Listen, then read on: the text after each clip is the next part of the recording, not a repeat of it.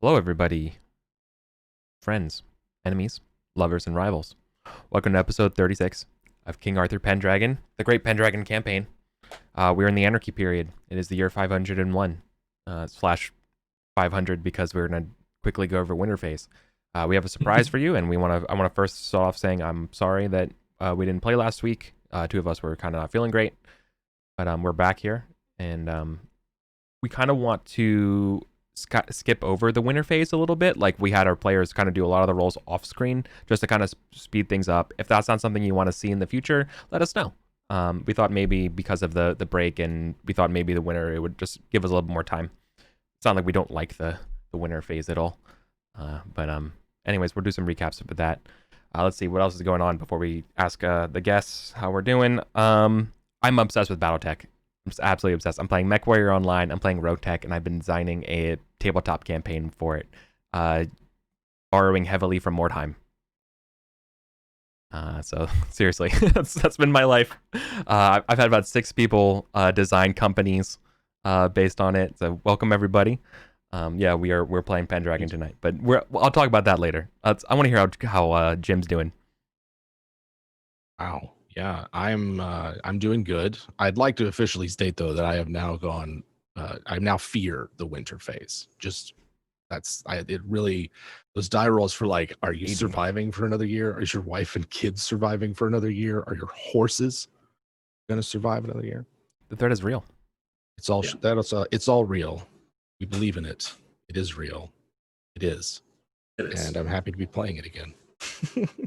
Yeah. Good. Well, happy to have you as always, Jim. Colin.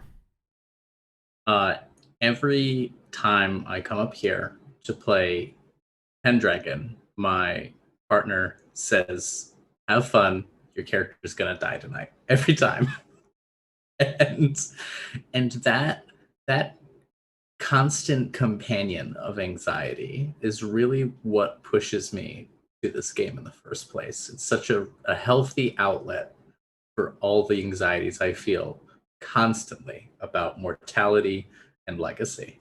So, perfect. Well said.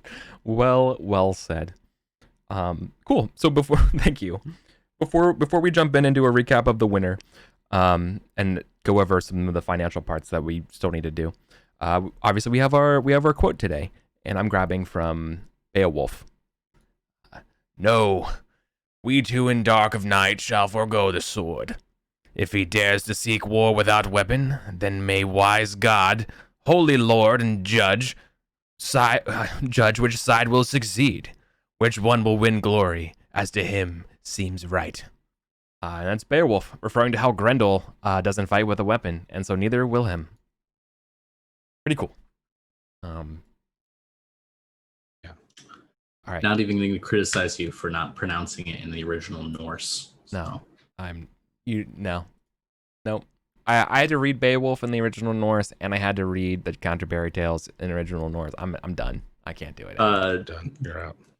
Actually, the Canterbury Tales are in Middle English, which is I can actually pronounce Middle English. That's my party trick.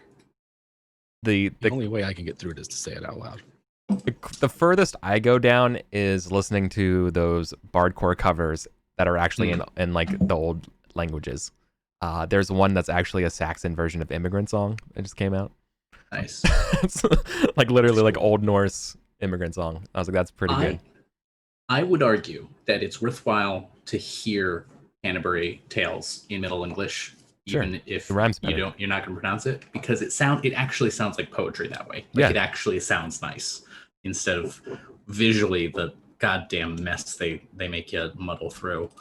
Exactly. The text. Oof. All right. Let's go over some of the winter phase, which is everyone's favorite spreadsheet time. Let me throw up my stream tracker.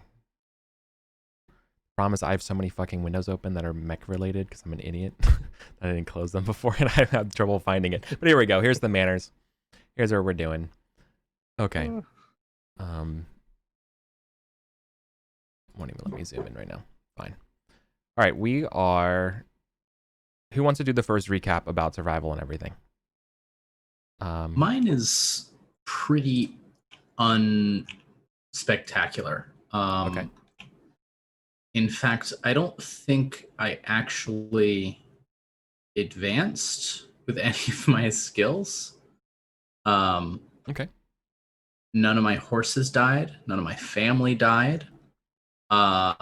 I aced my concern of commoners roll again because even though statistically I should be failing more than half of these rolls, they love me. They love my disinterest in their lives. So so just unspectacular on my end. I think I boosted. I don't even know what I boosted in terms of skill.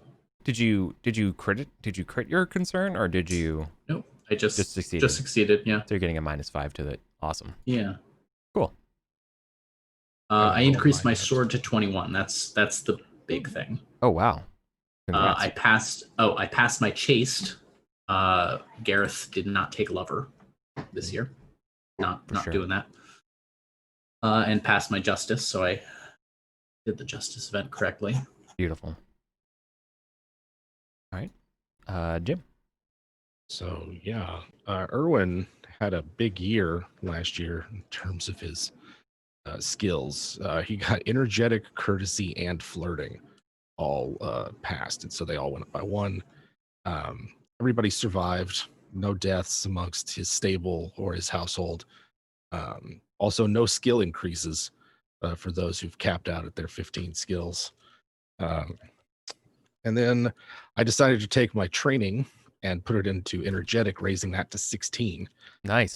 So glory. He's back up there, which added the 16 glory to his annual, which I had to recalculate his entire annual. His glory award on it. You've been fighting that ever since you got that lazy rooster. Lazy rooster.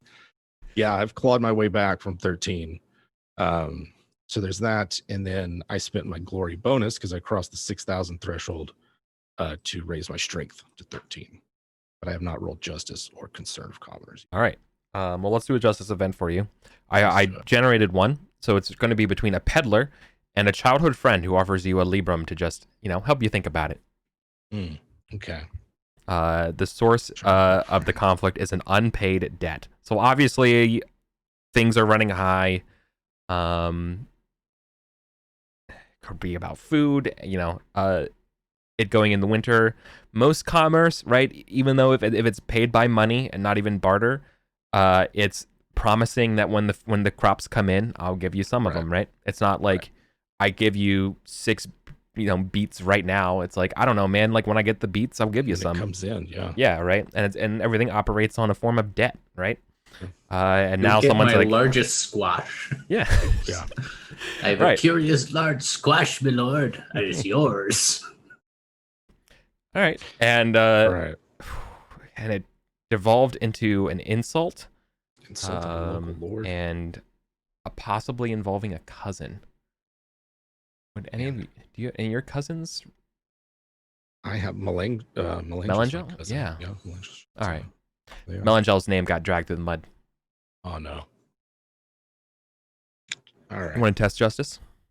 Or do you want to take the money and just take arbitrary? Let's see. What am I sitting at here? Your current 11.9 is my spread. Yeah. Your current treasury is $29 reduce. That doesn't include this year's lifestyle expenses, but just going into this year right now is 29. Yeah. I didn't include any spoils or anything from this year's or anything. Yeah. No, he took the armor, which is worth a lot. Exactly. I think he's going to, like, a childhood friend, a local lord. This is a peddler. Yeah. These fucking peddlers all the time coming in through town. They're picking up pots, ending, whatever. I can't stand them. I think I'm going to just take the money. Yeah. Childhood friend. Check arbitrary. Good job.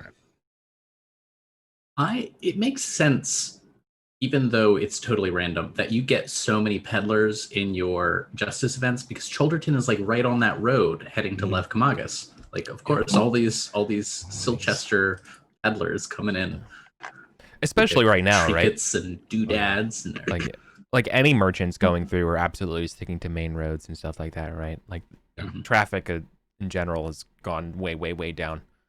Again, like most of the roads that you're traveling besides the patrol roads have withered, right? Right. There's nothing. Yeah, there's just no. But everybody's hunkered down. Why would you travel? Yeah, you didn't have to. Precisely. Dangerous out there. Precisely. Can't trust strangers. All right. Go ahead and test your concern. All right. Concern for your commoners.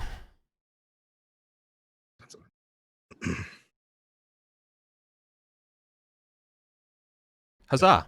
-5. There's more tension when you roll concern commoners, even though yours is much higher. Yeah, well, I wasn't calculating it right for the longest time. That's my lord. Very arbitrary. Very arbitrary. He's not a necromancer. We figured that one out. Hey! I'll just buy them another Panera. They get upset. Do you think if we raise a ruckus, he'll give us more bread? Oh no, he'll just raise the dead. Oh no, he's not a necromancer. Well, we don't know. He could be. Oh, I'm still hungry. I could really use a new bread. This one's got the green mold on it. This one's full of peddlers. And beetles. All right. Enough of our terrible accents. Man. Okay, misfortune rolls for stewardships. Gunnet, you are rolling against a 5. Cholderton, you are rolling against... No, I lied. You're not rolling against a 5. You're rolling against a 14. I can't do math. I'm looking at the wrong row. You're rolling against a 14. And sorry, Cholderton, you're rolling against a 23 because you got raided in the spring. Yep. Your life. So is this distinct from the stewardship test I did earlier? Oh, did you already do a stewardship test? Yeah. Like I didn't know you were doing the 4. whole thing. Oh, Yeah. okay. So you succeeded. I literally did every roll that I could think of. Oh, I'm sorry, man. Yeah. Okay, well, I got a 14. 4.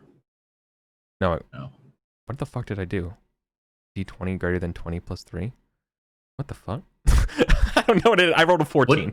I rolled a 14. I don't know what I did. I put the plus 3 after. I don't know, man. Okay. Okay. The number was 23, so I was like, oh, D20. I should have done D20 plus 3. But while I was talking, Gotcha. my fingers just did whatever they wanted to do, because I'm a boomer. All right. All right, so here you go. So I will succeed over you. Well, technically it's a tie for both successes, so I think it's just going to be reduced. Not bad. That's not I bad. That's recall. not bad. Because you lost the ties, and just reduced by 1. So you're just going to be going down to poor. You didn't have to do any tribute this year, though, right? So no tribute. No. So you're not automatically deducted even further. So I'll just mark it as a fail, and so your just lifestyle result is poor. So you're only gonna have to spend $2 dues to go to normal. Oh yeah, I'll spend $2. Unless you want to go to rich. Nope. No, that's not who he is anymore. Fair enough. And all right, grade stewardship success. This is against Wait, I'm rolling it one time. And comparing it to both of y'all's. So yeah, okay, you're all okay. So I got a 14.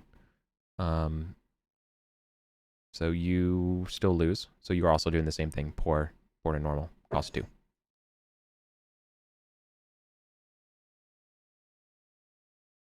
All right. Improvement expenses. Cholderton, you have 3 improvements costing you 3. Your improvement income. I think you roll your D2, right? Yeah.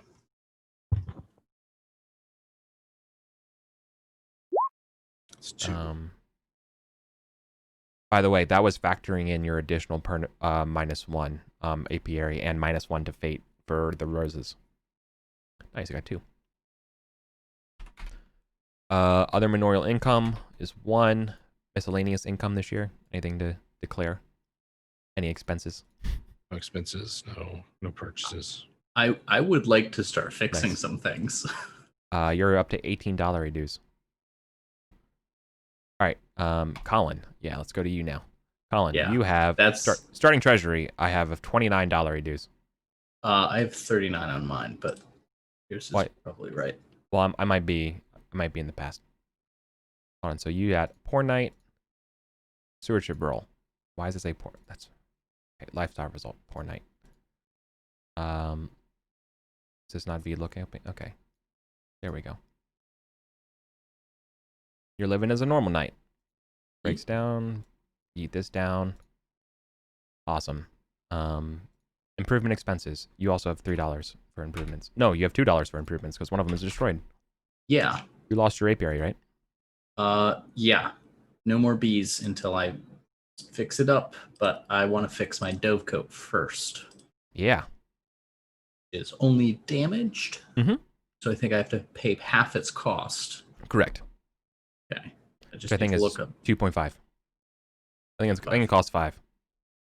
Yep, that sounds about right. Okay. Cool. Pay that. You don't get the income from it. Mineral income though is 3. You get your default 1. Final score 28.5. So you actually went down half of money this year, unless you had money to declare that you earned this year.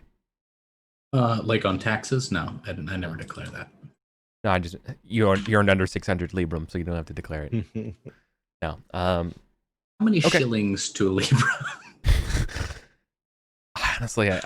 I'm just putting a 0.5. It's weird. Just put a 0.5. Just do everything in librum, and it's fine. All right. So your final treasury this going into 501 is 28.5. Cool. Okay. Winter phase over. Nice. Means the real fun and feasting can begin. Correct. Logris. We start with a dream scene. Gareth. Yes. In a gloomy world, we lay our scene.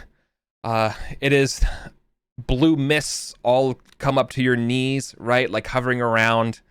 Looks very 1980s TV. Wildwood abounds you. While you and Erwin are fighting side by side. You are fighting against devilish hounds that are shadowy, almost the size of a horse, while low chanting is heard all around you, in addition to the unnatural barks of your quarry. It is unclear if you are attacking or defending in this scene of the dream, but you must brace yourselves, for they are upon you. 2 of these shadowy devilish hounds with fiery eyes come at you with the power of Satan himself. You're considered armed and armored. Okay. Yeah. Anxiety dream. Let's go. Yeah. Anxiety dream. How are my teeth? Do I have my teeth right now? Is that you can't even think about it. You're too busy worried over. I think on the overlay, you're like part of your head is in Jim's frame. I'm sorry. Also, Jim. How did I do that? I think I know why mine was 10 higher for Libra. Didn't I get money from Prince Acewin? Probably. I literally asked you, do you have money to declare? Yeah, I told you. Mine said 39 starting. So that's so you're at 38.5. Yeah. There we go. Yeah. Acewin took care of me. Oh, you do? Acewin's my sugar daddy. Yeah, from the Justice event. Oh yeah, you got that additional $1. And I didn't include your previous auto extra 1. You're at an even 20. Cool. But Colin, you needed to actually declare the building. Oh wait, we did that. We already did that. I'm done. Yep. Okay. Back to the dream. Dream sequence. Yep. You guys are fighting. The dream. Right? Imagine it's like kind of a small scene. Again, like heavy fog machines. Right? I imagine like blue and purple kind of background lights that are kind of like almost giving that shimmering underwater look. In conjunction against like the purple and red and orange of these fiery hounds. We're getting like fisheye lens right in the sweaty, anxious face of our fighters. Yeah. Right. So have at thee. They charge at you. They fight. So you are armed and armored. Okay. Sword. Fine. I'm gonna put my sword 21 to use. You better, my friend. I still did not manage to crit. That's incredible. Sometimes it. It's fine. I mean, it's an auto success. It's just a 12 is not a high enough number for my ego. Well, this guy crits you. Fuck. And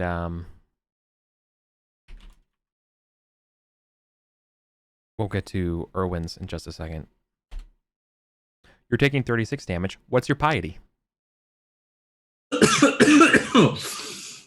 Your armor seems to be unaffected except for your piety. My piety. Your belief in God is your armor against these things. You mean spiritual? Yeah, you're spiritual. Sorry. 11. Cool. So you take 25. That's a major wound. Okay, that's fine. You're gonna get woken up. Okay.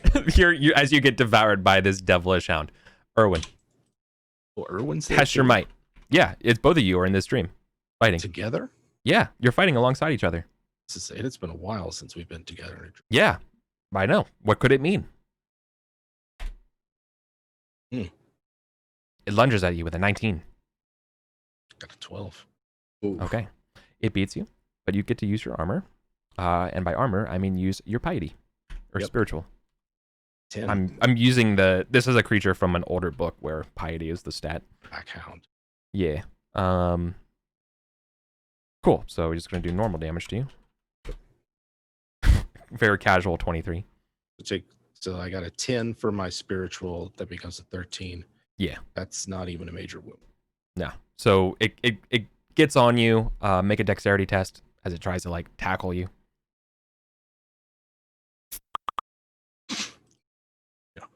No, you get knocked prone. Not graceful. Yeah, you're on the ground and that thing's above you. One more turn, this thing's got +5 on you and you got -5 because it's on top of you. Okay. Yeah. All right. 31. Jeez. Very, very, very easy. Okay. Yeah, and I think this is when you get knocked out as well. 40 Certainly. damage. 40 damage. Yeah, that's it. 40 damage is gonna do it. And that's all she wrote there. Sorry, I have to mute. We're in our separate manners, though, yeah. Mm-hmm. Oh yeah, totally. This is Gareth's dream. That's all. Oh, not Erwin's dream.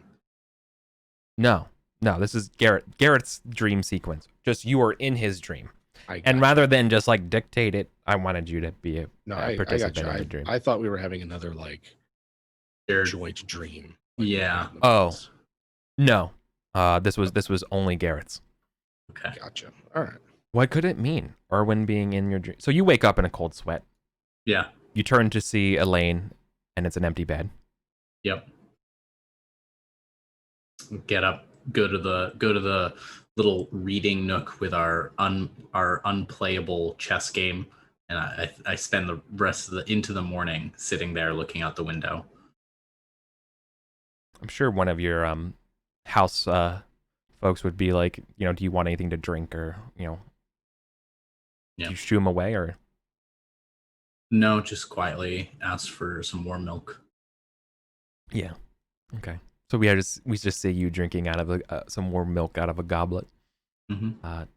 Bags under your eyes, exhausted. Yeah. Cool. What are you thinking about in terms of the dream, or are you just anxiety in general about life? When is this too real? This was a little real. I also had a dream last night about being eaten alive. So,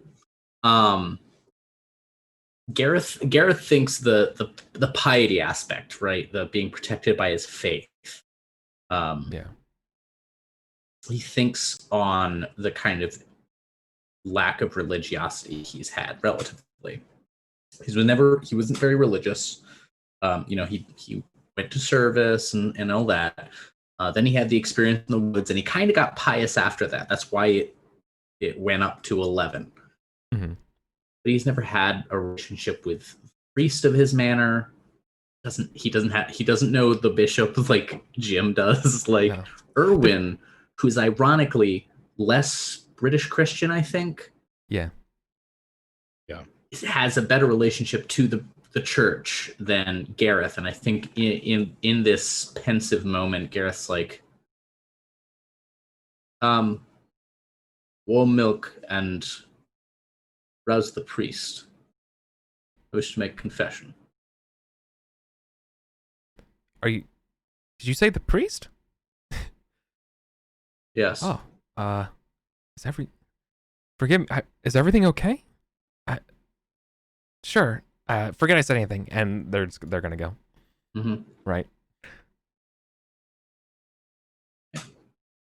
And I think Gareth's gonna give confession, but also just like be like, hey, priest. Yeah.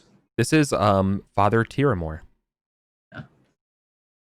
You've not been a frequent guest of these halls. God tests me now, I think. Oh well. Say what's on your mind. And I explain the dream to him. Yeah. What make you of it? Being torn apart by the hounds of hell. After I say this, I want you to test intrigue. Oh, my lord, it sounds a lot like your friend failed you for his faith. Because certainly you are a great swordsman. You saved us and everyone in Salisbury. So it sounds like your friend let you down. Perhaps there's a rift growing between you two. You should talk to him.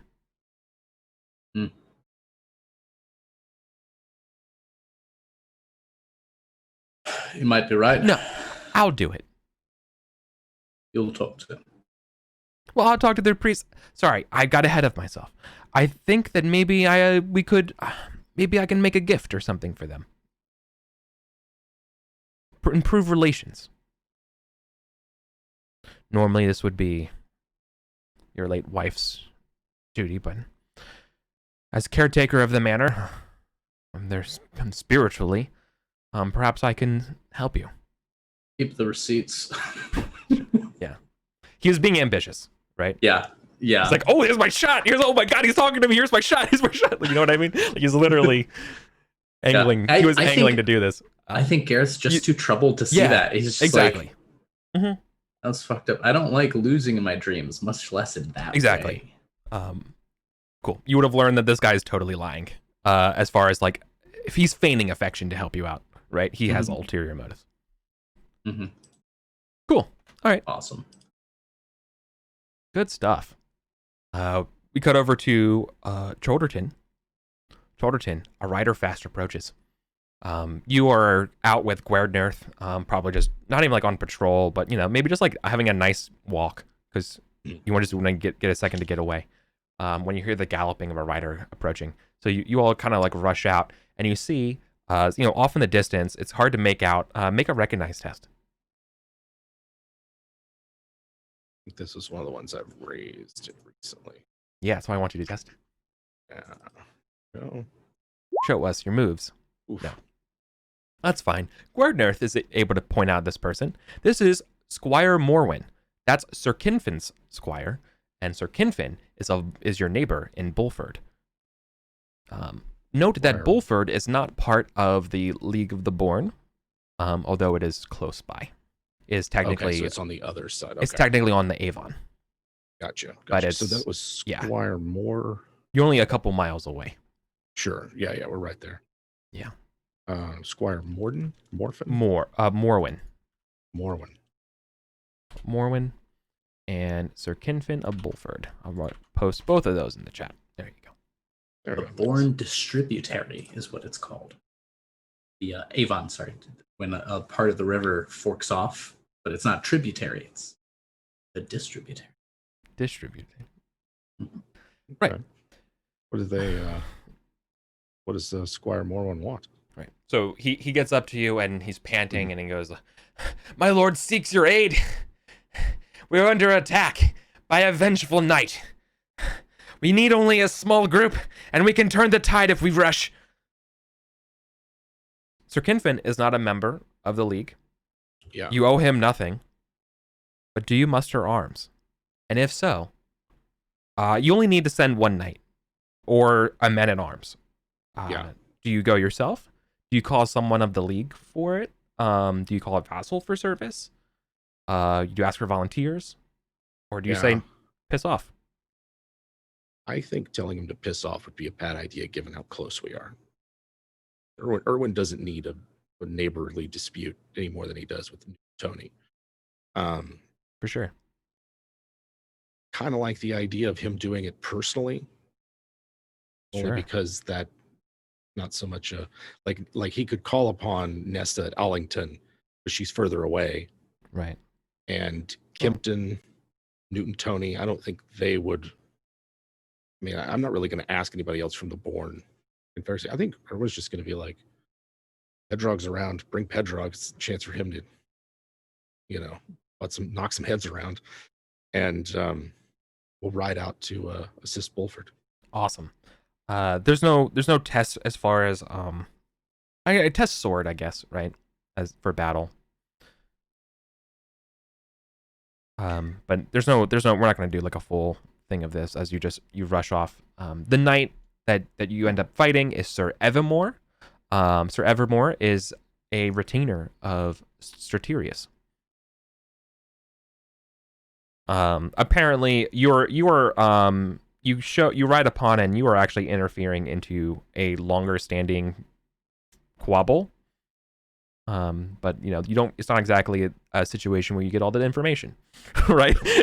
Yeah. Only afterwards do you. Okay, yeah, you succeed. Go ahead and check sword for me, for that. All right. So, yeah, the details are still not quite clear, but apparently, Sir Kinfin earned the ire of him. Like that's like he's not gonna tell you what's wrong, right? And obviously Morwen's not gonna tell you the other the specifics of the offense while you're fighting him. So right it's enough for him to drive away, but he'll remember this. He leaves shaking his fist angrily, right? Okay. I have to go. Potential friction with Straterius next door.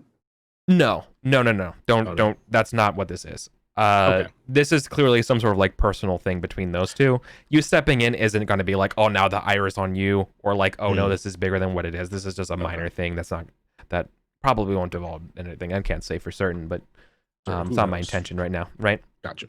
No Archduke Ferdinand stuff going on. Yeah, this is just some classics anarchy squabbling. Well, certainly. Awesome. Can you go ahead and do two things for me then? Also, can you test energetic? Basically, I think you going off on your own. And okay. Awesome. So yeah, this does come at a slight cost to you. What this represents is that you're kind of behind on your spring planning duties as you rush off to do this thing, right? Yeah. That's kind of the cost of you doing it. Okay. And also go ahead and your intentions here was to kind of make a buddy, right? Yeah. Just to be a stand-up neighbor. Test pride for me. Ooh. It's at a 6. Okay, so you failed to be proudful. Awesome. So you don't you don't gloat or anything else happens. This is fine. No. All right, cool. Yeah, so it's a very, very warm reception.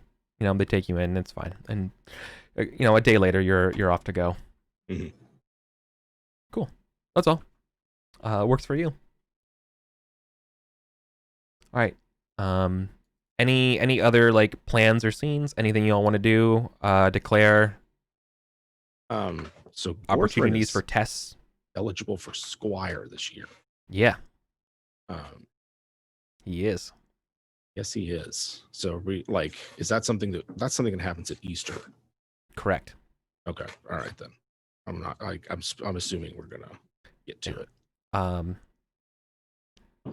Sure. I'll go ahead and ask this now because it's going to be kind of building into it. Gorthrin obviously has to go on his own hunt. Yes, he does. With those squires and stuff. My question is, would you do any things that you would also go on the hunt or not with him or not? I mean, you have enough strings that you can make that work if you wanted to. Yeah. Or do you think this is something that he needs to do on his own? I'm thinking, given all the shit he's gotten when he's been in Sarum, from the other, from his peers, I think the last thing he needs on the day that he becomes a knight is Daddy stepping in. Sure. This is when he becomes a man. I'll be waiting for him when he gets back. Nice. Kind of thing. Yeah. Cool. 14 is when they squire? 15. 15. Okay, so I still have a year for Ace winning. Yes, exactly. Okay. The only thing I think I would want to check in is on how Aiden is doing, because it is his last year as a squire. No, we made him a knight already. Yeah, you already knighted him. You knighted him. Yeah, I want to check on him. I want to see how my investment's doing. Absolutely. Let's see how he fared, how his manor fared this year. Yeah, he seems to be taking to the lifestyle. He is. I think, although to mix it up a little bit, he is also taking a little bit more of a personal responsibility to his manor. You catch him actually doing some sort of like, helping with the manual labor parts around, which is not what you're supposed to do as a knight. But also, he's been doing it his life, right? He's kind of had to. So you catch him at an awkward time. What would be your ruling? What would be your judgment here? He probably doesn't see it as a problem. Yeah, I think I'd be blunt. I'd be like, do you think it befits the landowners standing? Be in the dirt with them? Well, with all due respect, there's work that needs to be done. And if I'm going to keep my arms in armor in service for you, then this is work that needs done. I know knights who think of you much as you do. I won't say that you're wrong, but I will say that a sword may be used to dig a hole. A shovel is more suited to the task, and you may burr the edges of your sword if you employ it too often in such a manner.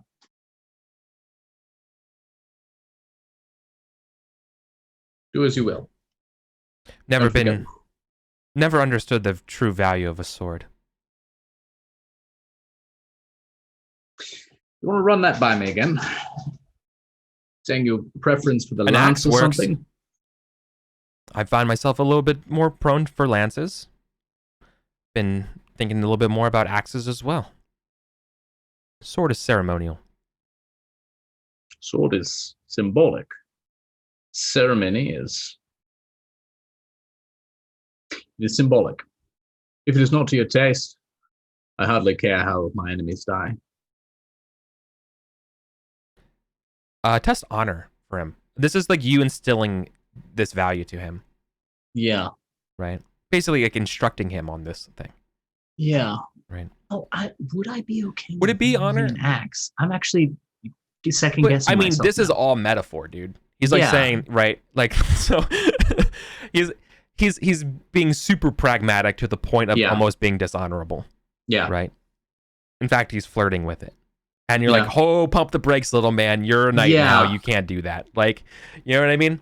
And that's what you're kind of steering him. And so that's why I think it's a test honor. Is sort of like your how well does your Would you also go into the church, take out the stained glass, perhaps rid the chapelry of its shine? No, it's just God calls us to think of two things. Our material life here on earth, working in his name, and what comes after, the celestial, the divine. You are two things at once. You are a body and a soul. Focus too much on the body, on the utility, on the acts. You forget that you are wrought for a different purpose, a more divine calling, the sword. If you look at a sword and you see the mere method of killing, well, then I have some things to teach you. No, you misunderstand me, my lord. I see the value of a sword, but I see the value of the task of killing as paramount than the method. But perhaps it's... And he's literally looking away from you, right? Like he realizes also he feels kind of strongly about this, but also like your relationship's kind of on the rocks, and he's like, please don't take my name. No, So, he's definitely given that energy Gareth, of like, please don't take this away from me. Like, Gareth don't take my. I don't want to Gareth piss you gets off. off his horse. Because I think he's been the whole time like. Yeah, this is the first time he's been confrontational. Mounted, yeah, right. Yeah, and beforehand, yeah, exactly. Like you literally were towering over him, like very I get much. off the horse and I do one of those things where I like grasp his face and say, "Do not forget who your father was. Your father did not die a mere material death. His death was symbolic. He saved my wife minutes before she died. She lived minutes longer because of your father. Would you say that because she died, you are not richly rewarded for your father's service, for the service you might do me? No. Those mere minutes were everything." His face can't grow a beard. It's weird. Like it's like a kid's face, even though he's a knight. And he's tearing up, right? Slap, slap. Yep. He's right. Gareth turns so he doesn't see that Gareth is also tearing up. Yeah.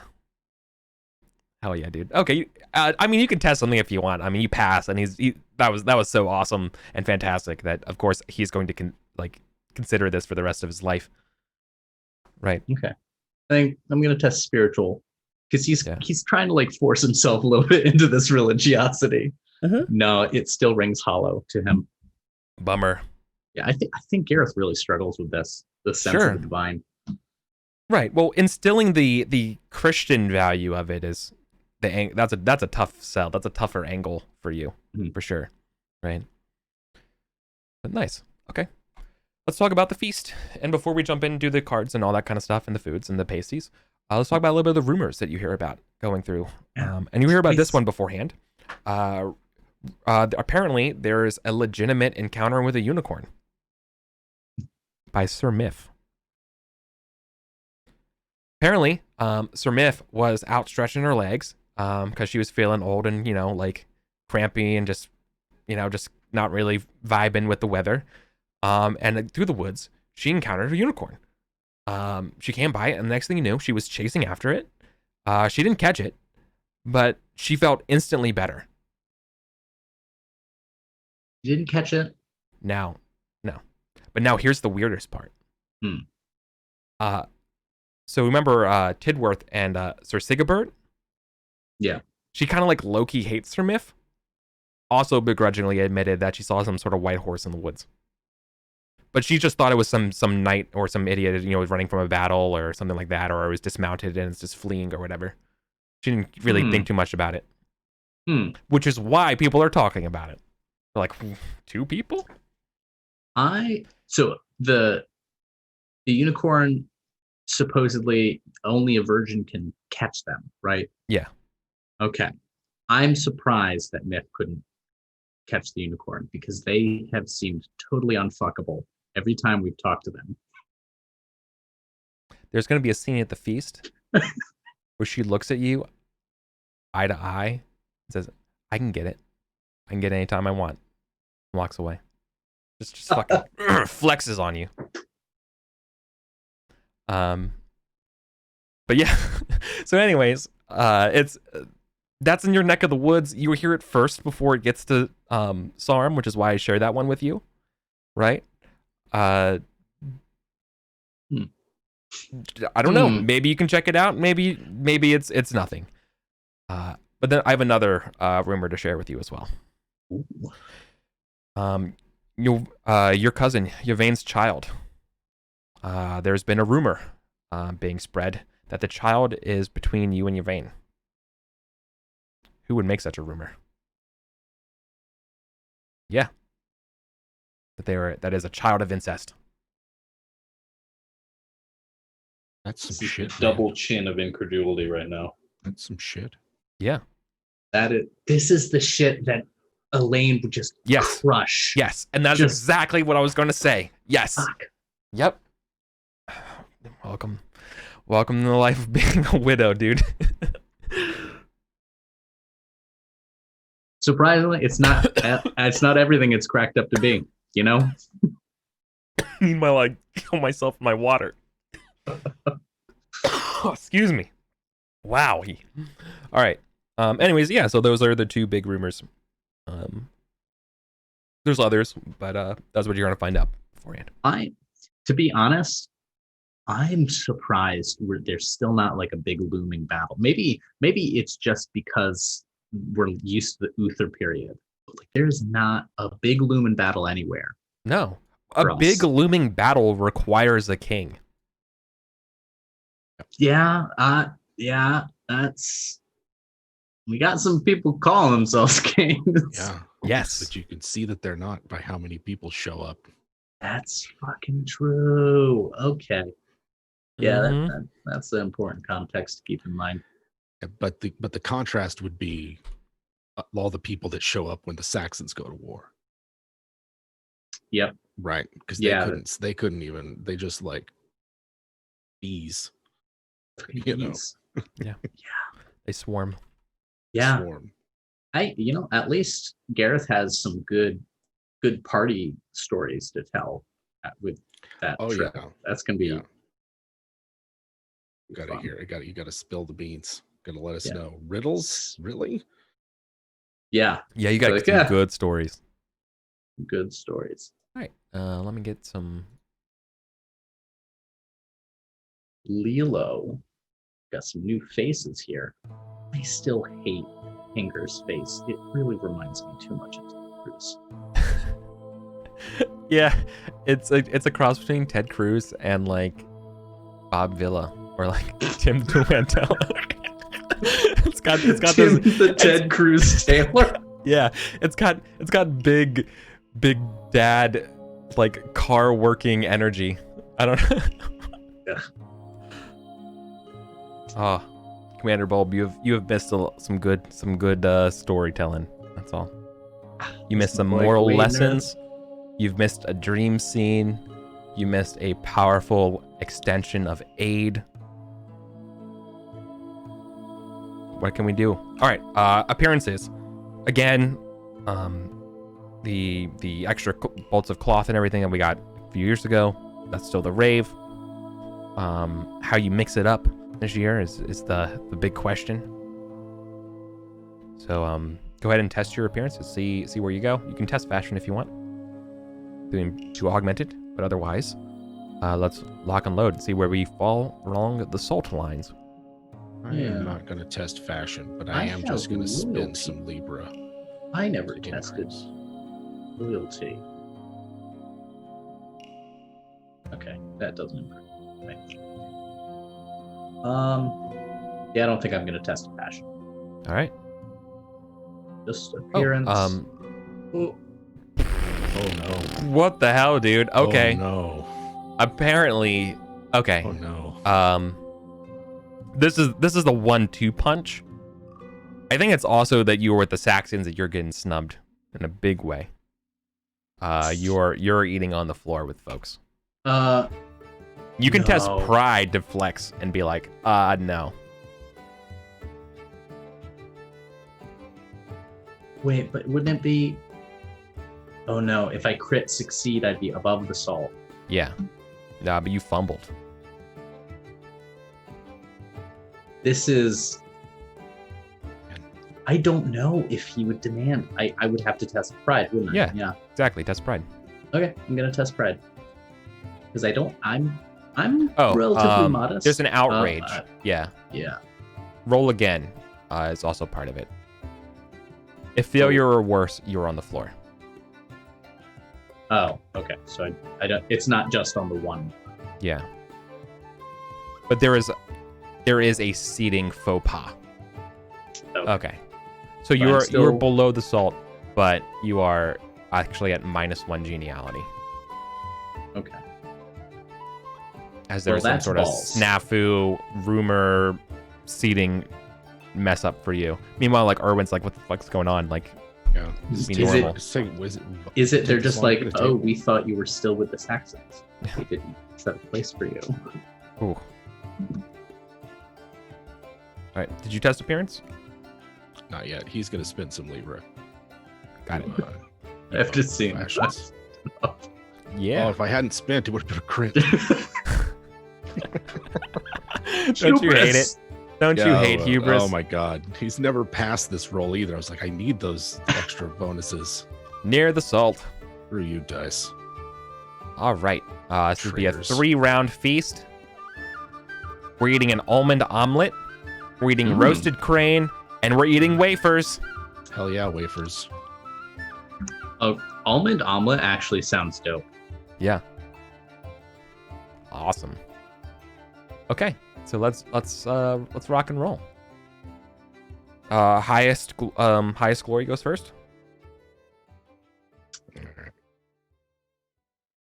I'd like to engage in some sort of rumor or something. Wait, I'm gonna back that up because I want to get the geniality bonus or 2 before I go snubbing. Besides, nobody likes it when someone tries to gossip when everybody. If you test for gossip, we've been playing it wrong. Where like if you do that, you get a geniality. Like if you succeed. To rack up a few bonuses for my intrigues or whatever, because those. Oh yeah, you want to. Those Got get it. a bonus, right? Right. I'm power gaming it. That's fine. Yeah, no problem. That makes sense. Yeah, you don't want to get into the thick of it No. early on. No. So I am going to draw. For my Yeah. Congrats on you all getting to 6K. By the way, that's I'm not there yet. I got like 500. It's all right. You'll get there, man. one day. Don't beat yourself up. I thought Erwin can't help what he inherited from his dad. You've improved on it. Rich though. parents. You started with 300 ahead of me. That's true. And the gap has only grown. Glory Yeah. rich parents. Speaking of rich parents, you got alone as one of the cards. A drunken lout. Yeah. You got some rough cards this Yeah, these are go some around. rough cards. Or a lady in All right. distress. Yeah. Then I'd ask you money.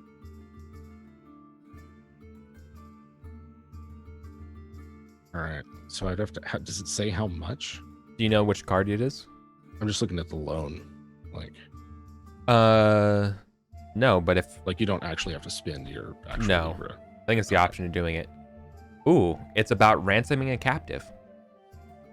Shit. Let's color it. 8. Cool. It's about a Saxon. Someone got one of our boys. Yep. Is this in the capacity as the Confederation of the Born? Yeah, like Oh, is it? Oh, that That- would make sense. that would make sense. Like that really embeds it there. I kind of like that. Yeah, we can color it like that. Yeah. Okay, so yeah, like I think that Erwin would chip in, or if or Well- whatever capacity he can. Here's okay. I think this is That's no. what I was curious Hold about, on, how hold on. much it is. Yeah, I know. No. But this is where it's fun, and I think this is the most fun way of doing it. But I'm willing to get pushback on it. You must either agree to do it before or after knowing the amount, and I think that's the. Okay. Do I have an idea of how much these things go? Number one, and is Erwin taking Yeah. on the full responsibility? This for will be no more than 12. it? Okay. And it's all his. Like he's not. It's not like he's. No, want Erwin they're to coming to you, so this is your money. Gotcha. Sure. Yeah, I think he still does it Awesome. because he doesn't want to undermine Right. what credibility he has. Yeah. Roll 2d6, and test. You get generous, merciful, or just. Roll. I don't know which one it should be. It says respectively based on the style of the roll: paying a debt, buying a lady a present, or ransoming a captive. Mhm. So that would be just. Just Cool. It only costs. That It makes costs sense. you 5. It was 5 librum. Okay. Nice. Do you know which house or knight you wanted it to be? So I can make a note, or want me to just make one? I don't know that I have any one in particular. No. What if it's one of the fence sitters? Yeah. Okay.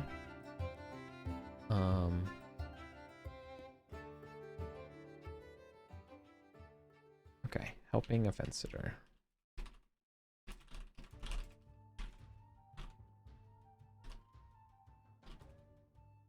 Noted. Nice. That will influence things. Cool. Make a note about that. And if you want to like pull on that, I could see that either giving you like a +5 to like a leverage kind of thing, or maybe it's just automatically succeeding based on how you use it. But yeah, it's certainly leverage. Sure. I just deleted it like an idiot. But it was a 0. It was a 0-1 anyways. Okay. But I gave you your default geniality. Cool.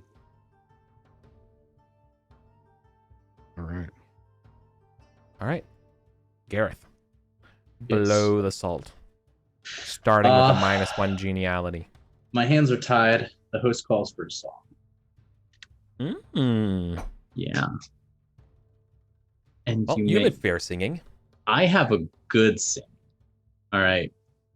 I come from a family of singers. That's the like family trait we have. Good.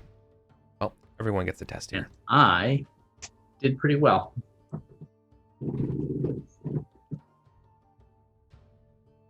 So yeah, all right. I've got an 11 base skill and then +1 geniality. I think. Here we go. All right, not bad. Colin, you are the best singer. Erwin gives way to Gareth. Congratulations. I also rolled some other knights as well, just to sort of see how it would go. Yeah. Nice. I already deducted my -1 geniality from that. Yeah, cool. So you're just getting a net 1 there? Yep. Beautiful. So Gareth reminds everybody that he's supposed to sit where he's supposed to sit. Totally. Okay. Next round. All right. I think this is the round we're going to go to. What he's looking to learn is just like the gossip about the unicorn, or sort of the rumors about the unicorn. Is this like anybody else seen this thing? Would be kind of his top question. And the other is just like, what do people think of it? Sure. You know, like, is this you just kind of sitting around listening and piecing things together, or is this like you kind of talking around with people? Or I think I think this is one of those things where he's going to rely on some of this new energy he's found, where maybe, last year or so he would have just like sat around and soaked it in. But this time, like, courtesy? Yeah. Let's see, courtesy. Okay. Courtesy I think courtesy more than intrigue. Yeah. Cool. So you're being friendly about it. Show me your moves. Moves are showed. Success. Okay. So when you ask people, what you're generally getting is that based on the proximity of the born, more people are likely to believe it. Okay. Amig and hell, even like Sir Elad are kind of just like, whatever, dude. Right. Like, yeah, and people, I've had mercenaries tell me they fought giants. It's like, whatever, man. It'd be so weird if someone fought a giant, huh? Right. Yeah, it'd be really weird, right? It wasn't that long ago. Yeah. Right. So this stuff, yeah. But so right now it's like, yeah, okay, dude. No one's really buying it. That being said, I think some of the fence sitters and some of the league are like, I don't know, like, I've been seeing some kind of weird stuff. Something to it. There might be something to it. So they're giving it credence. Okay. Admittedly, they're like, I mean, I don't know if a unicorn's actually real, but Sure. something. There's definitely something. Definitely something.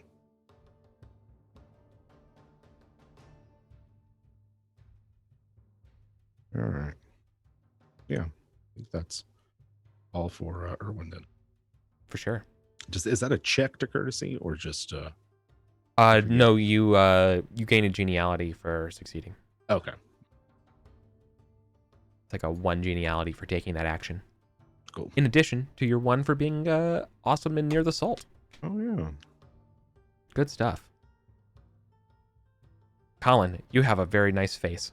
Yeah. I did not know this was a card, and I kind of hate it because it's a host card, so I have to play it. Wow, Fucking Lady Jenna is making moves. The host, Lady Jenna, to an eligible lady that thinks you would make an ideal wife. That's kind of perfect. Holy hell. I just stopped wearing black. Yep. Is this the first the Easter feast I've gone to not wearing black? Yeah.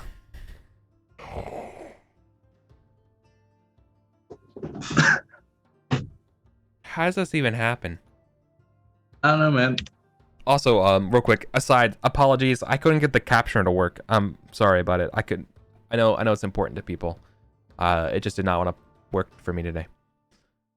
All right. So. Yeah. All right. Roll in the random marriage table at +5 to determine the eligible lady. Just a D20, right? No. Stand by. No. It's more important than that. It's not. It will be a D20, but it gets modified by the following. Your glory supplements it, +1 per 1,000. So +5. That's +6 total. No, you have 5,000 glory, don't you? Yeah, +1. Oh, so you're at +11 or +10. All right, so here. Oh yeah, +10 total. So yes. the card gives +5. Glory, right. Loyalty of Lord is not actually even over. It's not even 15. So okay, so don't worry about it. Deeds, don't worry about it. Gifts, don't worry about it. I think that's kind of covered by the +5 and how everything's going on. Yep. You could test courtesy to flex here. I'm gonna be polite, like yeah. Oh my god, you succeed for another +1, so you're looking at a +11 to this roll. Holy shit. A 22. An heiress of a vassal knight, which comes with a manor and 1d6 +10 and 100 glory. Well, I'm not gonna lie to you, Colin. I was not prepared for this. Yeah. I don't know what manor this is, but you certainly have. Yeah. Do you accept? Does she have a name? Let's talk about who she is. Yeah, hold on. Let's talk about these features.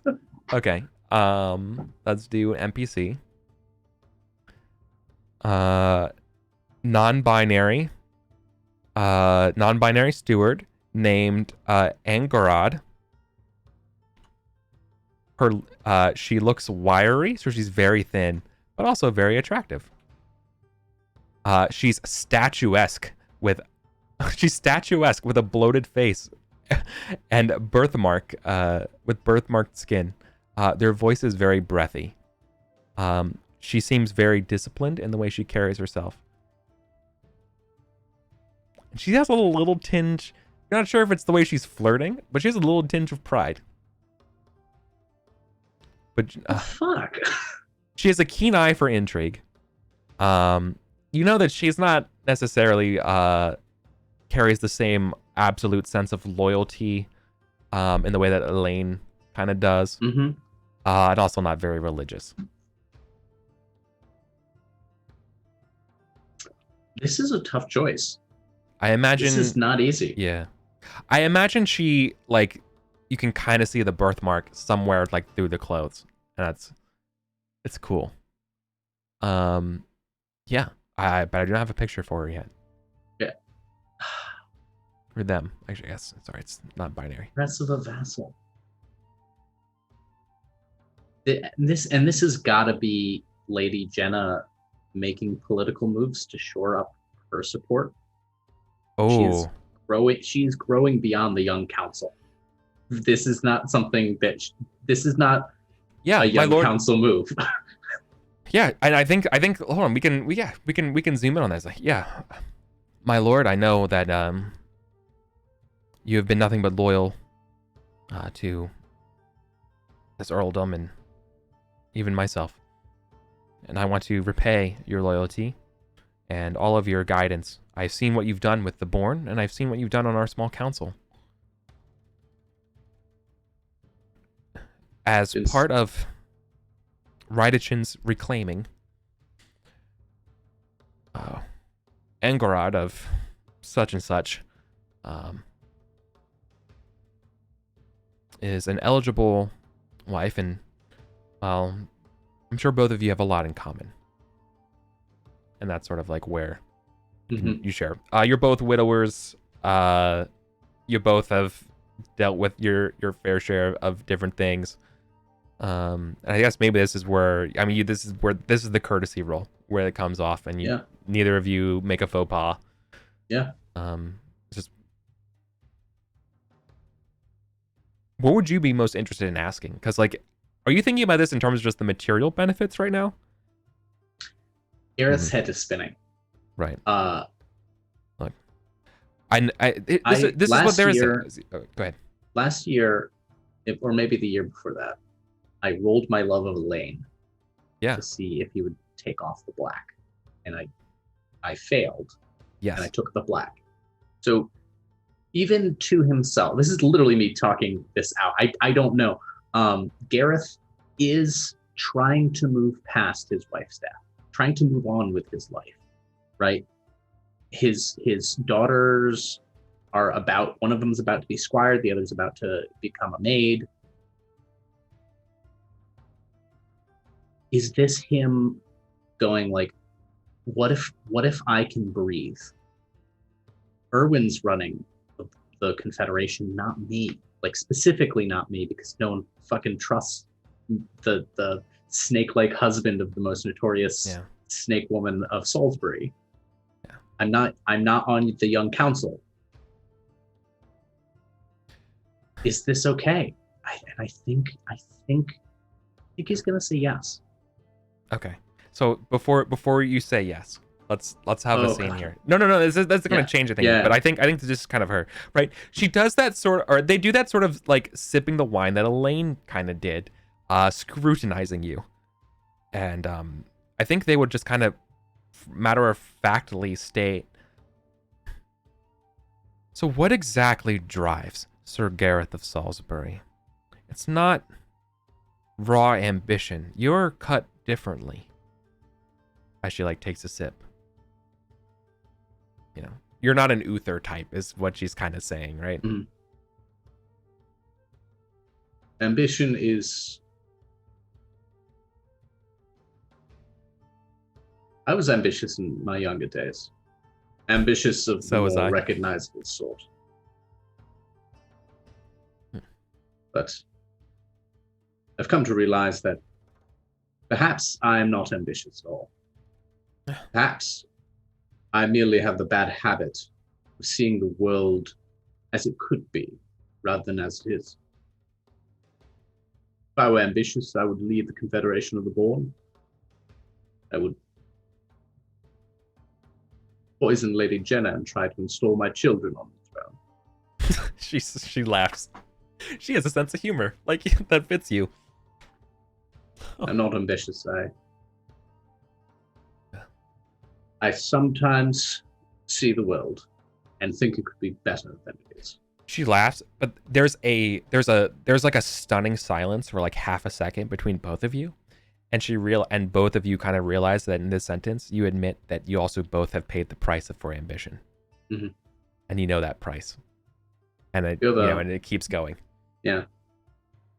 You ever find yourself seeing in other people those little things that you thought were so unique for your spouse? And all the time. She grabs she touches your hand. Will you let her? Or they? I just think, fuck. Yeah. All the time. Non-binary. Hey. Yeah. The other time. All the time. Because don't forget, Wayne is also non-binary. Yeah. So that's awesome.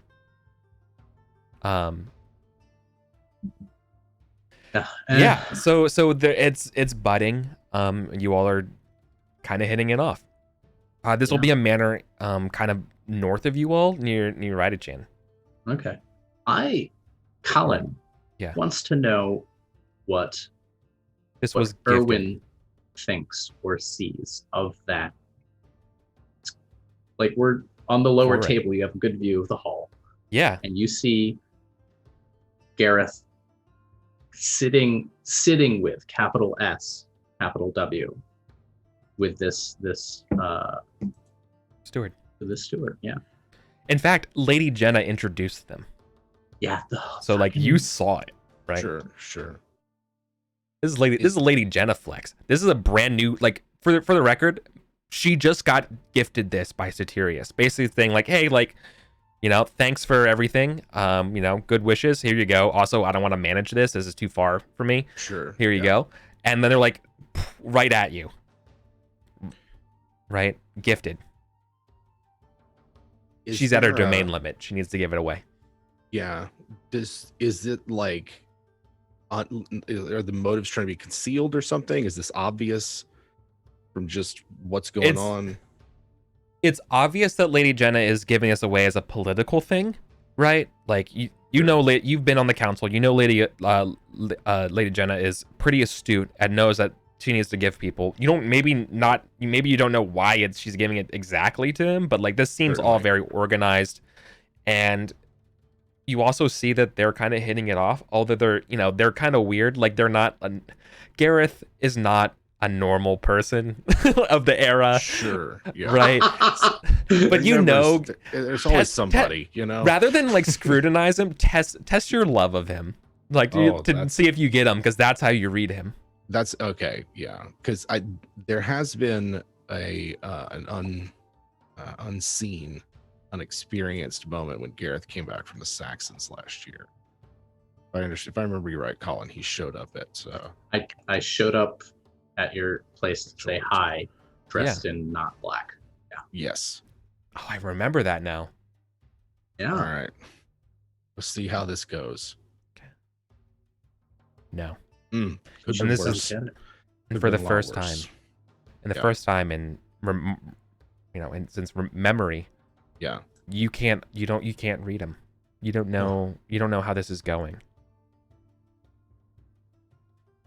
What do you do? I think Erwin's like, people grow apart. They grow, we've known each other for so long and our lives have kept, bumping in and intertwining themselves with each other, that like can't help but look up one day and realize they're a different person. Like, how could they stay the same all this time?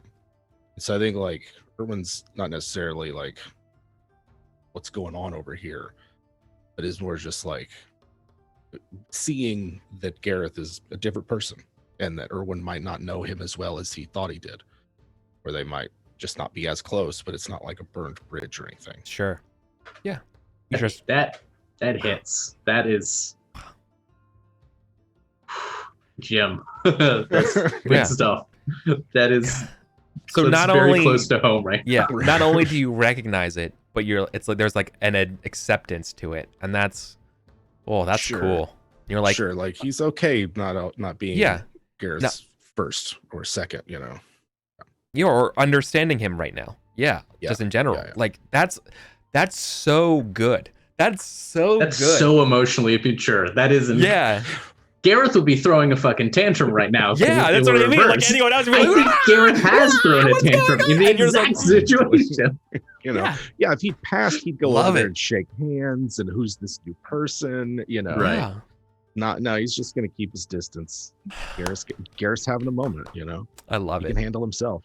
I love but it. It so does much. confirm in Erwin's mind and really makes him resolute to approach Jenna with his plan to secure the loyalty of a born Confederate.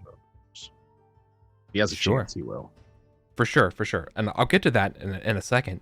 Sure. But what a wild and crazy feast for Sir Gareth. Man. Yeah. Getting snubbed, having this weird fiasco, and then all of a sudden it turning around into a marriage proposal. He is 36, 37 years old. Lady Jenna throws the craziest Easter parties. No, I mean, he's 37 years old. There's an entire generation of knights coming up under him. And he's had, for a while, he's been fighting this sense of like, I am now the old guy in the room. I don't get everything. And I think this is him going, it doesn't have to be bad. It doesn't have to be bad. There's a callback scene for you as well, Gareth. There's a moment when the Earl was talking to you at the very first time about a marriage and moving up and being the next generation. That this sort of like reverberates a little bit, right? Yeah. Just fucking kill our characters now. Nah, dude. They're not done. This is so good. They're not done. That's amazing. The easy way. That's true. Yeah. No. All right, I know which one I'm playing More next. suffering. For my next card. That's another 2. Wifely woes. Your wife feels tired and says it is time to depart. Check merciful versus selfish. Test merciful versus selfish. Merciful wins, you say your farewells, depart the feast. Check love of wife. Selfish wins. Stay, but wife is unhappy. -1 geniality. I think that's what he's going to do. Merciful versus selfish. Merciful versus selfish is not... It's not too much on either or, I guess. Let's see. Does the lady grade, do they not really vibe with the steward? Or is this just something different? You don't think this is related? It could be the steward. It could be like they've sent, so all of the kids are in Sarum as pages or squires. Erwin spends most of his time riding up and down the Bourne or in Sarum. And so like Lady Grey's just been at Childerton by herself for a lot of that, I'd imagine. Yeah. And, you know, it could just be that she doesn't have the stamina for it. She just doesn't want to. It's in her world. Yeah. This is just, I think that's what it is. I think that's really what it is that there was a time when this was, so I looked forward to this much more, and now I just feel tired. Yeah. So here we go. So it says merciful versus selfish. Yeah. Do you want to stay? But those aren't the opposing. Yeah, but I see why this is the dichotomy of it. You're like, do you listen to your wife's suggestion and do this, or do you want to hang out more longer at the feast for like either Gareth's reasons or your own reasons? Right. Sure. That's right. Selfish. Gotcha. So I'll roll selfish first. Cheat. So he passes selfish. Well, it's a 2. Easily be beaten. Easily be beaten by clicking around. Although my merciful is not too great. Ooh, yikes for merciful. Wins. Selfish wins. Like it. -1 maybe it's like geniality. Honey, we can leave once I talk to Lady Jenna. Easter. Yeah. No, that's Easter. The thing. Yeah, you have plans with Lady Jenna. Yeah. Yeah. You need to talk to her about the Bourne stuff. I can't leave right now. I'm sorry. It's important to me that we go. I understand. If you need to leave, then all right. I love you. As the words escape, he regrets them. Yeah, right. And the I love you falls a little hollow for a second. You know, it doesn't ring in your heart as well as it did even an hour ago. But you're fine. Dejected and has a body face. Yep. You're like, oh, I'm gonna fix that later. Yeah. In the meantime, so you're gonna get a scene with Lady Jenna once we're done and wrapped up the rest of the feast here. Awesome. This is the age of wafers. Wafers. Man. Wafer Wednesday. The last 3 cards of the feast. Did I get another fucking host card? Yeah. Oh, yeah, I did. Hosted? Wow. I got hosted, but it fits perfectly. It's literally the rest of the feast. All I'm doing is hanging out with Engerund. Yeah. That's it. Yeah. So I don't actually get the +1 genealogy bonus, I don't think. You just get 1 genealogy. Yeah. I think so. I know the previous card says like introduces you to an eligible lady that they think would make an ideal wife, right? Yeah. But then this one says, if you have this card at the end of the feast, you may petition the host for permission to court the lady. I think that's exactly what Gareth. It still has an energy of 19. When he does something, he does it. So that night, he goes to Lady Jenna and asks permission to marry Anchorage. Lady Jenna will approve for sure. And Lady Jenna is kind of giving herself a giant pat on the back for like being matchmaker. You know, quietly, no intrigue test needed for that. But she's like, oh yeah, wow, real that quick? Oh, awesome, yeah, I knew it. Great. Yeah, she's. I knew I have an instinct for these things. Sorry. That's yes, honestly that's the real appeal of being the Earl is you get to play with other people like dolls. Like you do so much now. Yeah. What Lady Jenna still possesses though is not a cynicism of dollhood. That he knows that they're still persons, right? Yeah, that's good. Hold on to it. You see that, yeah, as long as you can. Yes.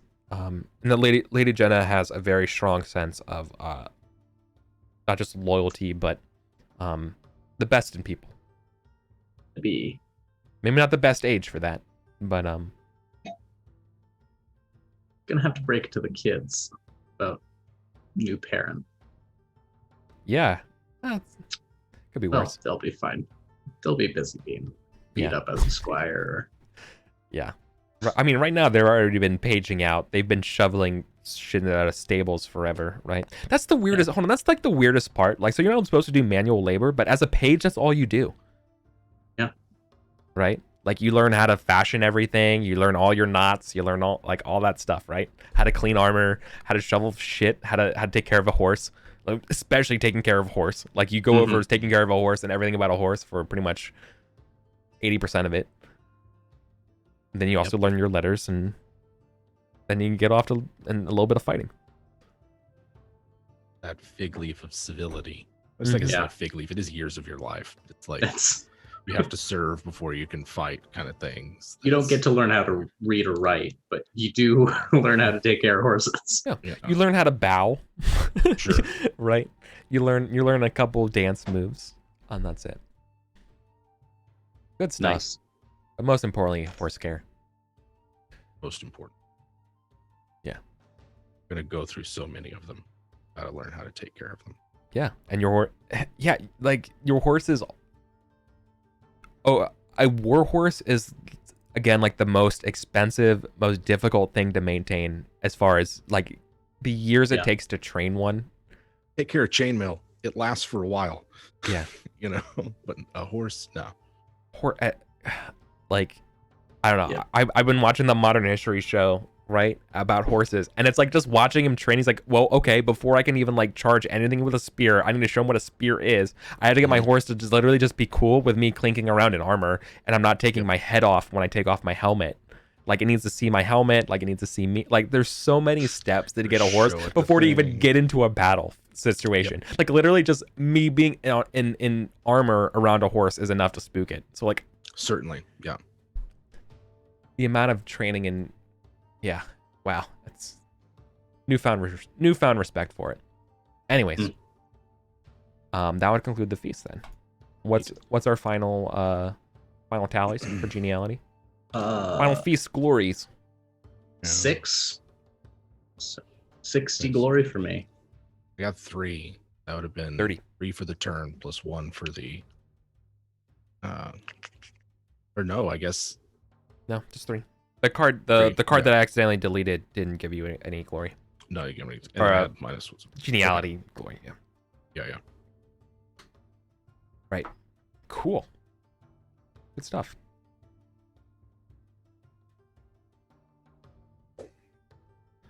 Well. Also, important things to note that so this is like the small council part, right? This is where you can petition them. A couple things are going on tactically that you also kind of heard about the feast. Most of the conversations right now is that the Saxons have kind of died down, which now everyone's kind of freaking out because that means the Saxons, you know, is there going to be a new... Everyone wonders if there's going to be a Bretwalda, which is the Saxon version of Pendragon, right? They're waiting for some asshole to claim it, and all of a sudden it's new game, right? The other fear that's going on is actually on the other side of England, not necessarily down. I cannot remember the name. Not Chessex, where Pembroke is. Cornwall. Not down there. North of that, King Nantanalod of Escavalon's been clapping the Irish cheeks. These three brothers have been invaded last year, and he's just been kind of dealing with them all. He's been suffering last year. Like, this is what you've all heard now, is that apparently he's been suffering pretty bad, but apparently he's like coming back with a vengeance this year. And he's already had like an early couple successes before Easter. Good for him. So good, yeah, good for him. So everyone's like, good for him. Yeah. Good. What was the dowry for Angorad? It was 1d6 plus 2 plus 3. It's 1 manor, 1d6 plus 10, and 100 glory. But that's only when I marry them, so that's not this year. Unless it would be this year. No, you can give it to yourself this year. Okay. You get the dowry. Got the whole year. Yeah. Okay. The fact that this is happening not in a winter phase is like why you getting it, you know? This makes sense to me. This will come into play next winter. So everything... Too much fucking money. Good. I have 52. I didn't even write down those relics I have buried under the hall. Yeah. It's like 300. You could almost afford a mercenary. No, I'm gonna build some fucking walls. This is my children's money. Yeah. Yeah, okay. And don't forget the 100 glory as well. Yeah. And the manor, I have to give you the name of it at some point, but it's a minor manor in Radichin. Dope. There are other stats about them that I'll need, but not right now. The 3 usurpers have been, by the way, the 3 usurpers have been killed. Soteria sort of solidified it all. They reinstated the countess. And part of that is that some of these lands got kind of broken up from there. This one was defaulting to Soteria. Soteria didn't feel like running it. He's at his kind of, he can't manage that much. Bringing it back instead, right? And that's how it kind of all felt to you. Nice. Yeah. Lucky you. Lucky. Cool. All right. Then we do our social scenes, right? So we're dealing with King Nantilod. We also dealing with the Saxon tribute. If we're doing that.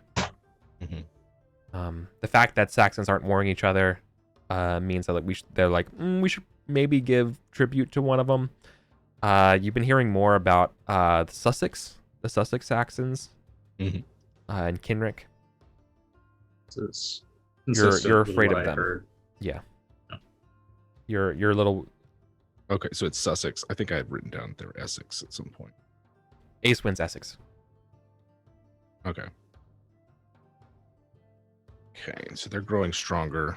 This was the guy that claims British heritage as well. Yeah. Yeah. Okay. Yeah, we've given him tribute a couple times because. Yeah, that's also why you haven't been attacked. At least he pretends to be Kimrick. You know. Sure. That's sure. Okay. Anybody else seeking tribute? Acewin, the Essex Saxons, looking for money. Prefer. You can give both. We could, but then giving money into one Saxon is self-preservation. Giving it to two Saxons looks like an endorsement. So I feel like that's in character.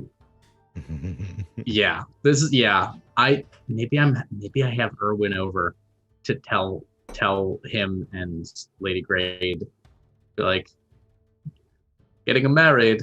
So I bought a Porsche and a motorcycle, and I wear only leather jackets now. This is what a midlife crisis looked like. Cheers. Seems to suit you. Look how hot my new spouse is. Seem perfect for each other. Okay. Lady Jenna, upon everyone complimenting how great of a pair they are, always feels very good about herself. There you go. Yeah. They do work well together. But These damnable Saxons. What are we gonna do? I think. Man. No Kimric lords are demanding our tribute right now. But I don't want to give money to both Saxons. No. Good. Sussex is closer, right? I think we give it to Sussex. Yeah, Sussex is. My last conversation with Eswin was rather final. We're going to have to worry about some of them at some point. The ones that are closer at bay longer. Saxons, or the Sussex Saxons. Pay the Sussex Saxons. The Saxons. Not the Saxons. Yeah, I think that feels right. That feels right. I got to do 2 tributes. That's a lot. Yeah. That started as impoverished, yeah. I know I could. Lady Jenna's going to lean on your expertise here. Like, you are the Saxon expert, especially when it comes to, you're the SME here about Acewin and Essex, right? You were here. You were there last year. You got the pulse on it, and so she's going to take she's going to take your advisement serious about that. Owen's analysis holds the most water. We cannot afford to pay more than one. You must pay one, pay the closest one. The truth is, the way the Saxons live, if they wish to fight, they will fight. Yeah. Get the feeling that there would be smoke pouring over Salisbury this year. But I think with our per decisions, there won't be fire.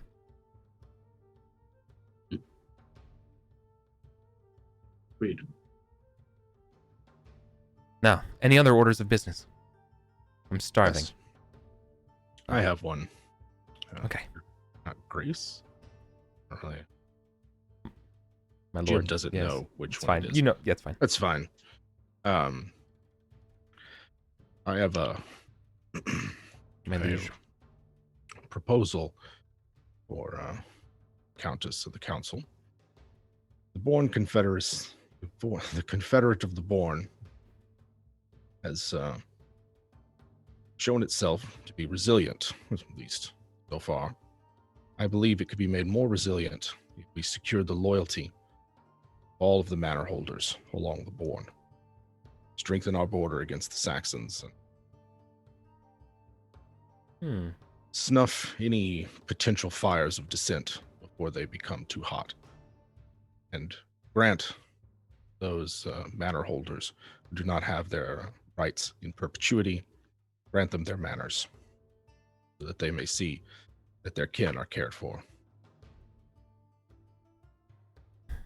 I see. It does sound very good. Now, I do admire that from what Sir Elad has told me of several of your skirmishes you've led personally. There was something about the Centurion King attacking, or you rebuffed? Yes, several times, yes. Rebuffed. His knights are nothing but brigands. She looks at you, knowing like whether or not you're concealing anything when you say that. Are you saying that like basically she's trying to intrigue you? Is that gusto, or are you being honest right now? She's not like she's trying to get you a. It's for Erwin. It's more of like what he thinks of them. Sure. Like just Okay. they're worthless. Like you know they're the sooner You're, we and get you're rid not of just them, saying better. it. Yeah, and you're not just saying it either. Like that's really well said, Sir Erwin. Well, At least the Saxons farm. You know, like at least they're doing something. He's not gonna say that, but you know, that's sort of where his head's at. Oh. My mother said not to make decisions on an empty stomach, but I'm going to override her in this case. Very well. They will have their manners. Nice. If you will protect that section of the Bourne. No. I don't know. The last piece I'll give you is that the last time I talked to Lord Satirius and the gifting this manor, I don't know if I trust the guy anymore. Success changes somebody. Dismissed.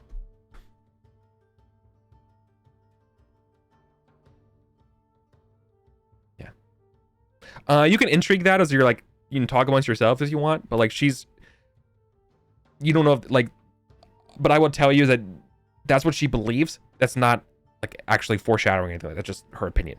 Gotcha. Right. Sure. I'm sure she doesn't have a strong. Yeah. Right. I mean, she might have a really strong opinion again. When in a world where everyone's fighting for like dominance and space, and someone gives you something for free, you're like, I don't know, dude. Like I'm gonna take it for sure, but like also like, sure, what are you doing? Yeah. All right. Is this so you can stab me in the back? Like, you know, exactly, right? That kind of stuff. You know what I love? You know what I love about this? Yeah. Because Erwin, this was for the Knights of the Bourne, right? Yeah. Do you remember those shit heels down south who joined up with the Castellan instead? Yeah. They don't get their fucking manor. No. Because they didn't join the goddamn Bourne. They didn't. Yeah, and you can rub it in. They came at us with that. They're like, it's not going to work. They came at us with, well, it's that guy's an actual lord. Fuck you. You don't have your own manor. These guys, they do. No. Yeah, because that heads off Sigibert and Upper Shoot. That's what they wanted. You're asking. I'm gonna go over the map here real quick, just to give you an idea. It's like at least 7. This was not an easy ask. Yeah, she's giving up 1, 2. Erwin asked for nothing. There's probably she probably has 100 manners, and she's giving up probably like 7-ish, 10, like 10% of her wealth for this. It's not inconsiderable. I want you to know that like while we didn't role play it, like I think the rider to this, there is a rider, is that you will fucking protect that spot, right? Like as though you had a castle, right? Like there is this unspoken agreement that you're managing this. Yeah. Right? Yeah. No, Erwin like, there's an expectation. Erwin assumes that the rest of his life is going to be spent managing this, and he kind of likes having a project. Yeah, well, you know, you're basically take a painting in their old age. You're basically wielding the same force strength as like Elad, Huel, or Sir Amig, or even Sir Jaren, but you don't have the castle. Sure. Yeah. That's what you've scrounged together these past 5 years. Fucking congratulations. I think you should both of you take at least 100 glory for securing this. Right? The legitimacy of the Bourne. Yeah. Validation. Barring any exceptional circumstances, which as a GM, I'll give you a heads up if it's threatened. I don't want to take this from you. You worked so fucking hard for it, right?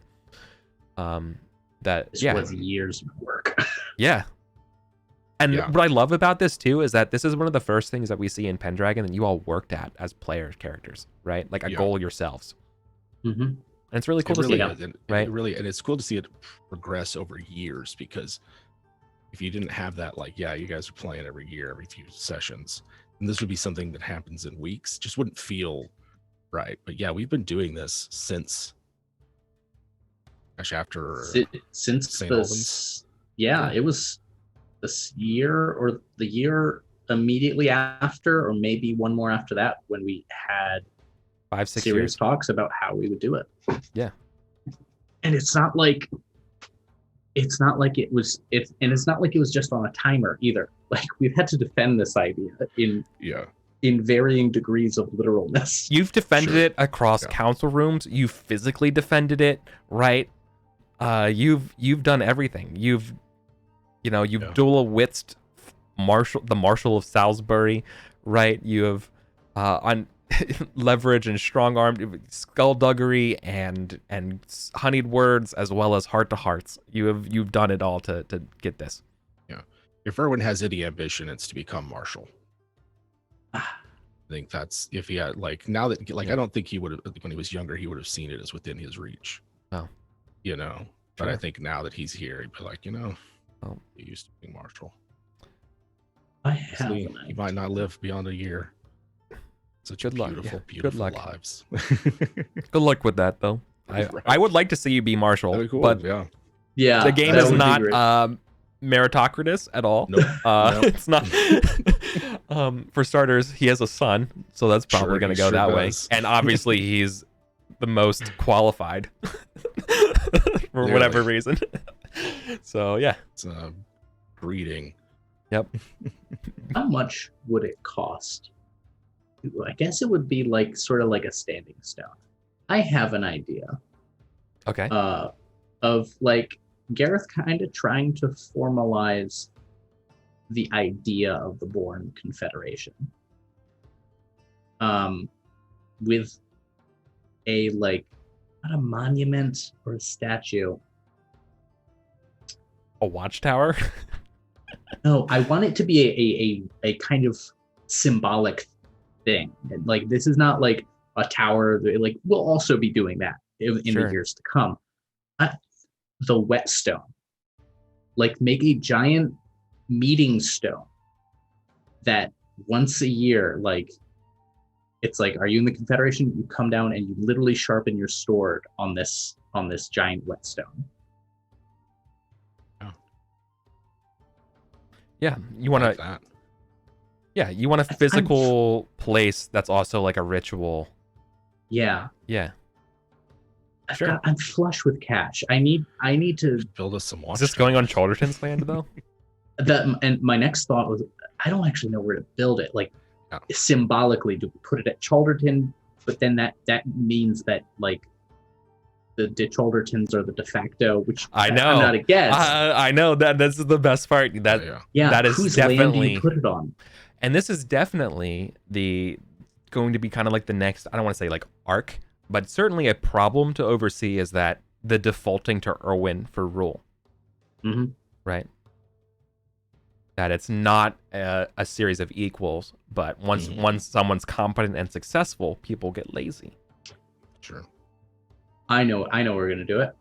We're gonna do it at Winterborn Gunnet, but Because I know what I'm gonna no, it's gonna be in the river once a year, right?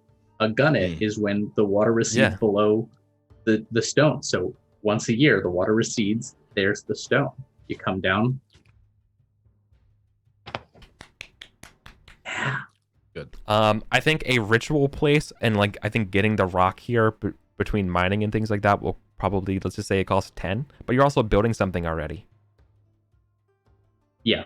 That's So fine. it's going to cost you 15. I know. I have 52. I'm fine. Okay. I'm good. I love it. That's sick as hell. That's really cool. If that's built, you'll also definitely get some glory when it's first done, right? Mm-hmm. Should I And everybody subtract that sharpens now, their or do we stone. gonna put a note pin in it? Subtract it now. Yeah, mark that it's being spent for sure. Let me do that as well. I'll mark it for this year.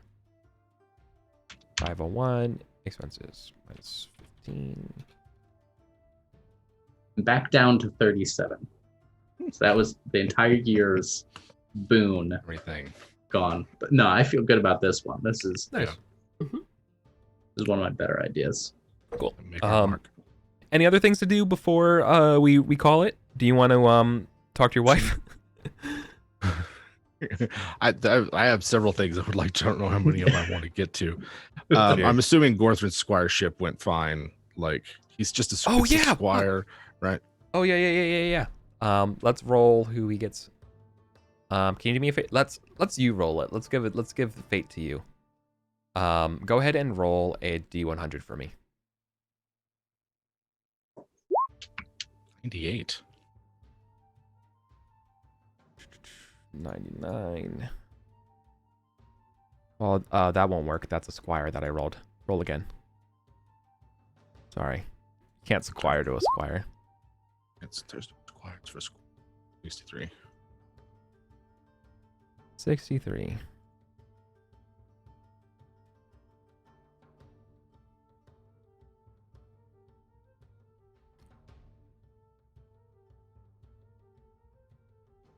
Sir Marjorie. If you remember, Sir Marjorie was part of the blood feud that you all solved like 20 years ago. Yeah, it was a long time ago. Yeah, very pagan. Marjorie of what manor is that again? Oh, 1 second. I mean, West Lavington. Lavington. I will make a note saying that is Orthrin's. Oh, there it is, right near Market Lavington. Rockwood. Orthrin. It's way far away. Awesome. Yeah.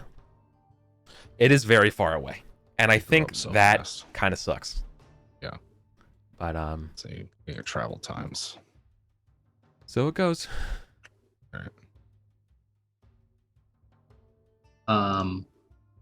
How do my kids react to my new spouse? Let's see here. Test pride. Your knight. Your knight's cool with it. They're both cool with it. Largely. Take I think after Elaine. Exactly. And I think that's exactly what it is. Like, there's a sense where I think this is really a sign from your partner, Colin. And I think it's really like a sign that like your partner has that intuitive sense, that intuition to like realize what role she's filling in and what the shape of how Elaine kind of did things, and realizing that this is something that she can really get used to. And so I imagine there's sort of like one of them tests them, right? And responds back kind of like how Elaine would, only maybe like, and I think that's sort of like what the test is, whether or not they would respond and like not necessarily like the how they're scolded, but getting past the weirdness of someone else doing it, right, in the same style, and they respect them, but yeah, they don't love them yet. Like fine. Time. I don't even think Gareth knows if he loves them yet, but it's fine.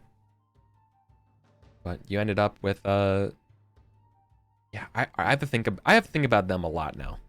I want to really remark about, because I want to juxtapose them to Elaine, because I realized that I don't want to just make Elaine too, right? Yeah, they're definitely different. They're definitely different, and they have different experiences.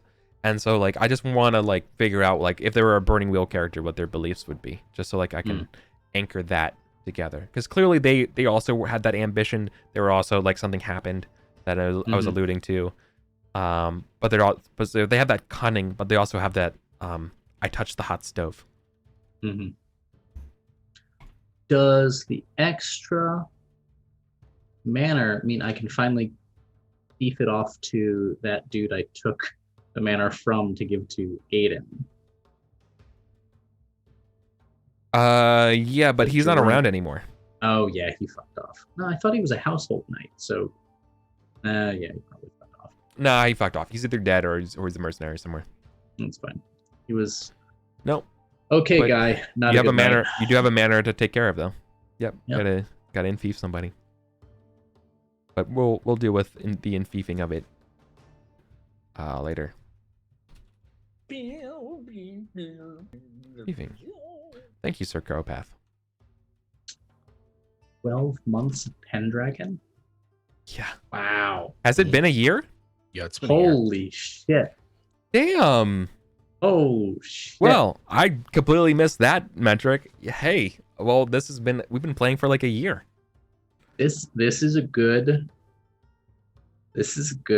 like place to be after a year. This feels right. Good. Yeah. Yeah, Psychopath subbed when I started this game. Wow. Hell yeah. Thank you. This is why this is why, among the other reasons we like EricVulgaris. They keep track of shit we just don't think about. Just Very good. man. Thanks for the reminder. All right then. Well then I think that will be the end of the session. Yeah. Y'all good stuff. Do we have any idea of what the major? Is it like a quiet year? It is a quiet year. Man, those suck. Those are just like, Yeah. something terrible is gonna happen.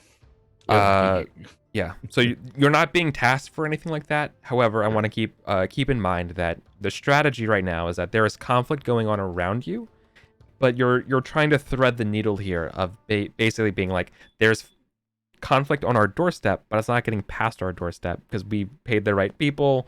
You know, we're on duty. Right. You know, we're gonna let the storm fronts go by, and it's not gonna hit us as bad, right? Yep.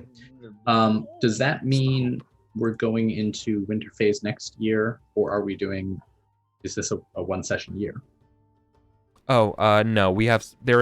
We will be doing a little bit of play and winter phase, and then maybe an extra year and a half part. Okay. But you're right. Cool. It all depends on what you all want to do.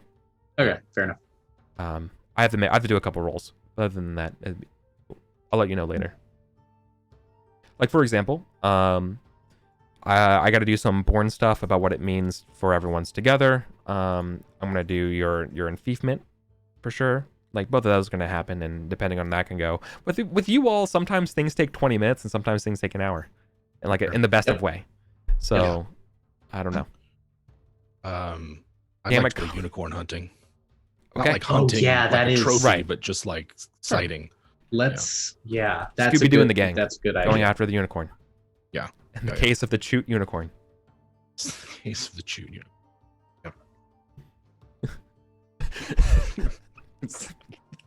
Sup, Chooties? It's your boy, Myth. So it was, who is it? Myth? Myth it's and Sigbert. Yeah. And Sigbert, and they hate each other. They're gonna bone, right? They're gonna hate fuck. That's what this is leading to. They both saw the unicorn. What else does a unicorn do other Yeah. than it is the auspicious omen of boning? Mm-hmm. The boning omen. Okay, I'm done. We gotta get out of here. All right, Colin.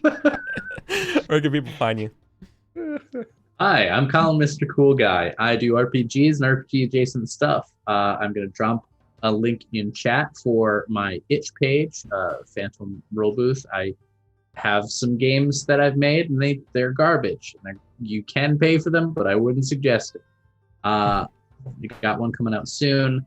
Yada yada. I just started a blog, so keep an eye out on my Twitter at Colin. Like I see, I'm gonna link it there. The blog is called The Admixture of Other Means, which is a von Clausewitz quote that is, I don't know, I'm just being clever, I guess. Yeah, it's a bunch of wargaming stuff, random thoughts. Probably we're going to do game design diary type stuff. That's me. Good stuff.